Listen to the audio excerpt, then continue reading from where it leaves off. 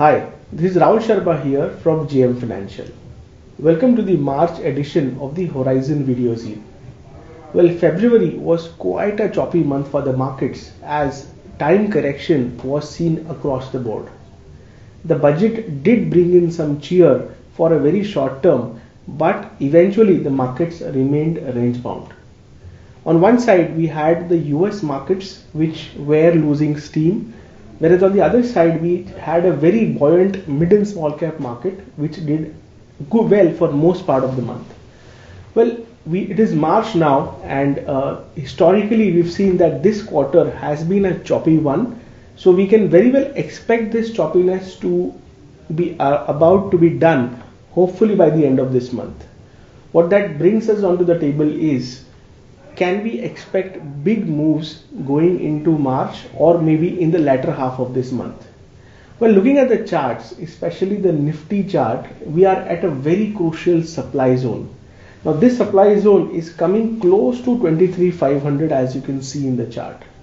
Well, if this supply line is taken out, we could very well see the Nifty get into a new orbit, which could mean that the next 3 to 4 months could bring in a lot of momentum into the market, and that could mean a lot of price action as well.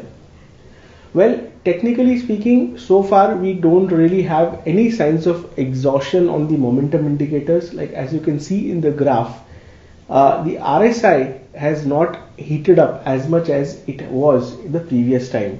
So we are not as overbought as we were in the past.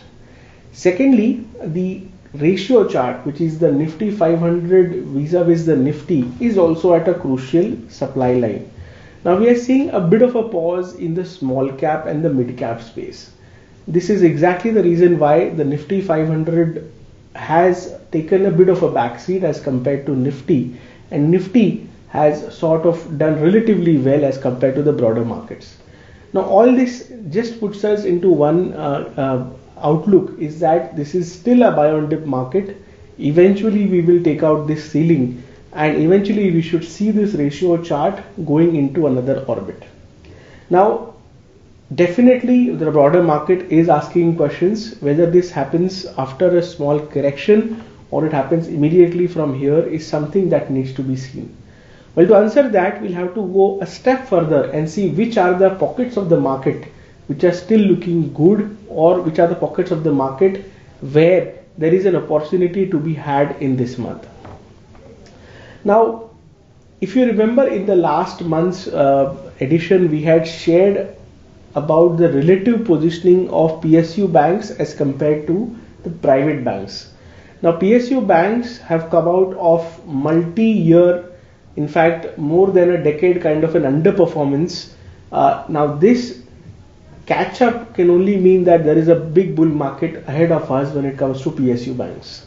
So in the interim, we did see some recovery in the private banking space, especially led by HDFC Bank, which was beaten down by the bears. But now we are seeing that at least the downside is restricted at this point in time. So banks, which were a cause of a bother for the markets, are now changing gears, and Bank Nifty seems set to be heading towards the 50,000 mark. Not only this number is psychological, but at the same time it also helps the Nifty head higher towards targets higher of 24,000 approximately in the next coming few months. Now coming to this ratio chart, so this ratio chart has only gotten better over the last few weeks and is expected to stay that way. Barring some small corrections here and there, we expect the PSU bank basket to do really well. Then we have the IT index, which is slowly but steadily coming out of the woods. Now, as you can see in the chart, the similar chart we had shared in last month's Horizon edition as well. The rounding bottom is almost at its completion, and what this could translate is into the next few months we could see the IT space do extremely well. So not only are the large caps like Infosys, TCS, HCL Tech poised very well, but also the mid and upper small caps are also poised well for a turnaround, which could mean that the alpha opportunities could be coming in from this space. And then coming to the portion of the market where there is a pause, which is the nifty small cap space. So crucial support line has been broken, as you can see in the chart, and we had, prior to this, we have had many months of relentless up move. Now this up move has been unidirectional in nature without any correction of any sort. So this is, for a change, a welcome correction, something that the market has been waiting for. So possibly the cooling off that has started in the small cap space could continue for a bit. In this time, the large caps could take center stage and Nifty could continue to still do well. But once the correction is over in small caps, hopefully by April, we should see a turnaround happening in the small caps as well. So small cap and mid cap is one part of the market where there could be price correction as well as time correction, but large caps at this point in time are expected to take the lead. Well, one sector which is clearly which was highlighted in the previous edition was the metal space. Now metal space was at the cusp of a big breakout last month. This month the breakout has already started. Now the confirmation may happen, possibly we may see a monthly close above these levels. On the Nifty Metal Index, the level is coming close to around 8300. Any closure above this level would mean a confirmation on the charts that this uptrend is expected to go higher and mature in a big way. So metal is one space which appears to be very hot on the charts, and momentum seekers, momentum traders can very well take advantage of this space. So at a sectoral level, this sector looks very solid, and mind you, this has been a cyclical sector in the past, and the kind of moves that we've seen over the last 6 to 8 months with small corrections in between, all adds up to a big up move possibility over the next few months. So metal is one sector where we are very hopeful of a big delta move on the upside, and provided this confirmation happens and we see the March series sustain more and more above the 8300 mark on the metal index.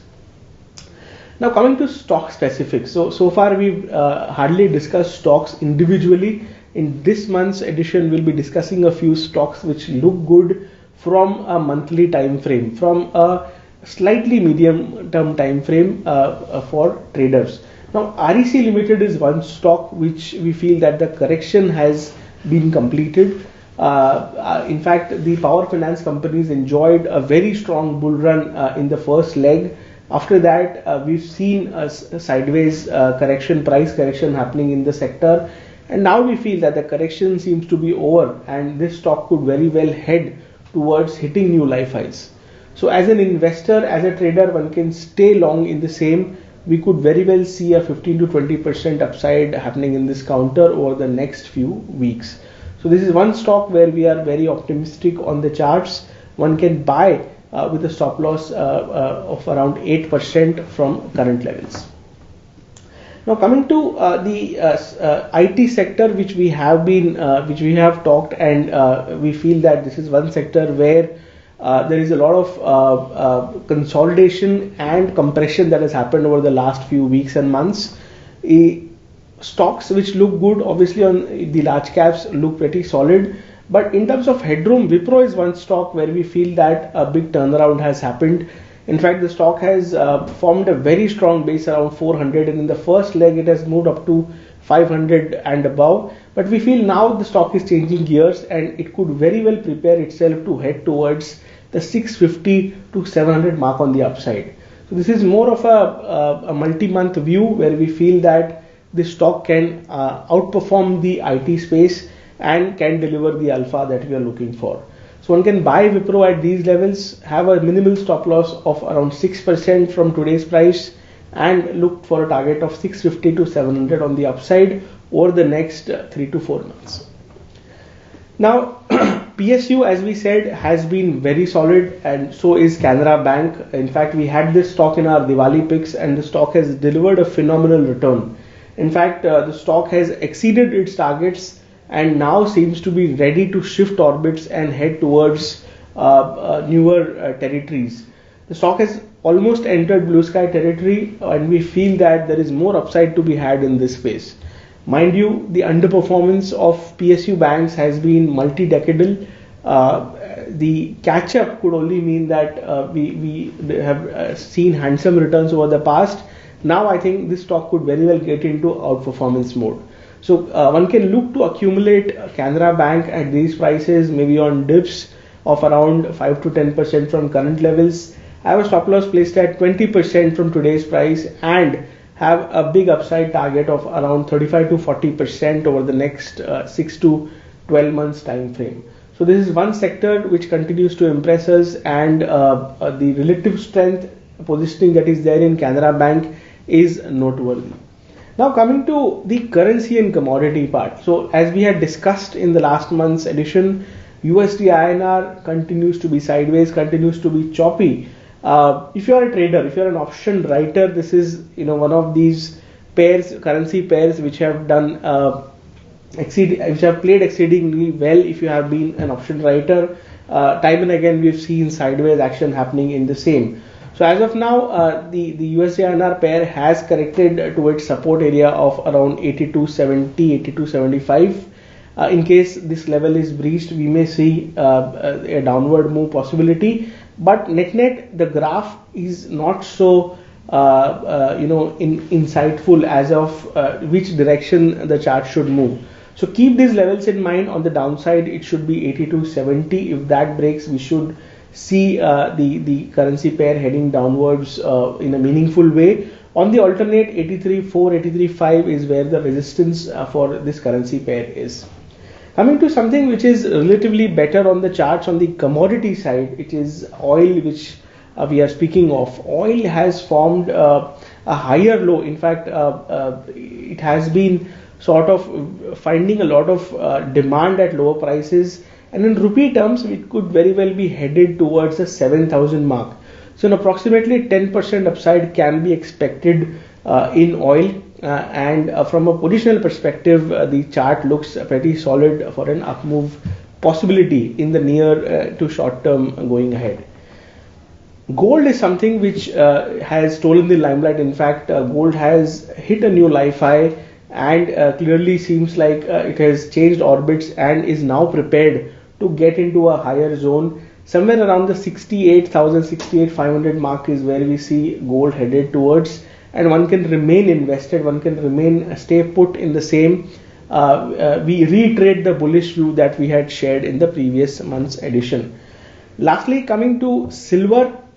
Now, silver has been one commodity which has been difficult to play for momentum traders.